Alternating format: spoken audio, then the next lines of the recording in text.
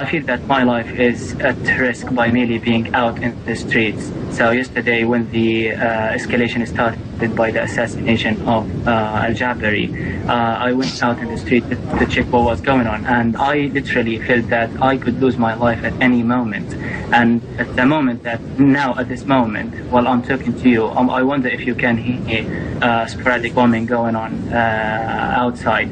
So basically, it's not a safe situation. People have stayed at their homes all day long. They have not taken to the streets because it's not safe to be outside. There's just chilling, bombing, warships, artillery, chilling, and warplanes as well, targeting several areas across the Gaza Strip, from the far south to the far north, with the border, at the border with Israel.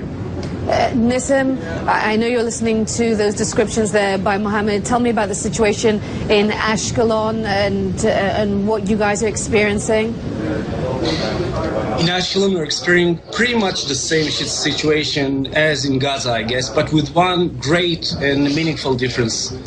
In Ashkelon, we know that the missiles from the Gaza Strip are intended to hurt as many civilians as possible. My friend from Gaza said that he's feared for his life. Well, I must tell you, I fear for my life. I fear for the life of my 5 little kids. I fear for the life of my wife, who stayed with those little kids at home. The older one is 10 years old. The youngest one is 1 year old.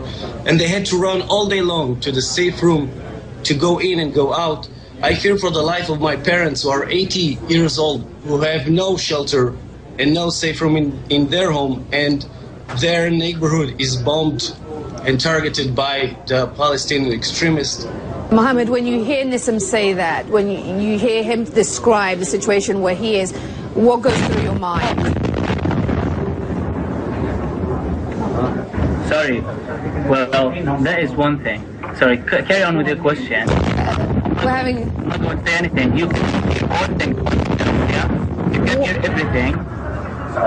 Yeah, you can hear everything. I'm not going to comment on anything that is going on outside. I just took Mohammed, what was that? So that you can hear everything. Mohammed, what was that noise we just heard? Sorry? What was that noise we just heard? Was that coming from outside? These are Israeli warplanes bombing the Gaza Strip. Look, listen, let's just carry on our conversation. We need to have a decent place. Yeah, you can hear all that by yourself. I'm not going to comment on it. I'm not going even to allow these bombs to interrupt me from having this debate with you and your guests. So basically, let's agree on one thing. Let's get this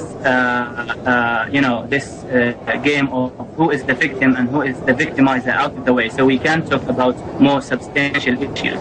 There is no pure victim in this conflict.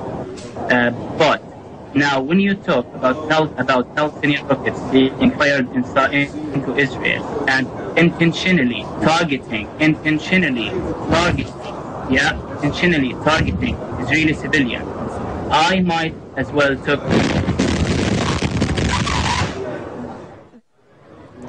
We're back live now. You heard that last boom that interrupted our conversation there. We want you to know that Mohammed is okay.